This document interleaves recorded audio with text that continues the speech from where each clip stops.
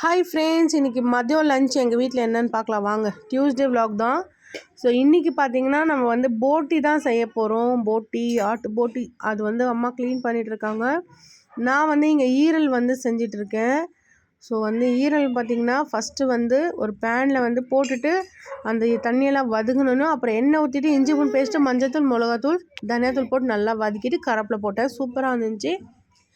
அப்புறம் வந்து போட்டியெல்லாம் நல்லா வாஷ் பண்ணி எடுத்துகிட்டு குக்கரில் போட்டு அதில் உப்பு, மஞ்சள்தூள், மிளகாத்தூள், மட்டன் மசாலா போட்டுட்டு நல்லா விசில் வச்சுட்டேன்.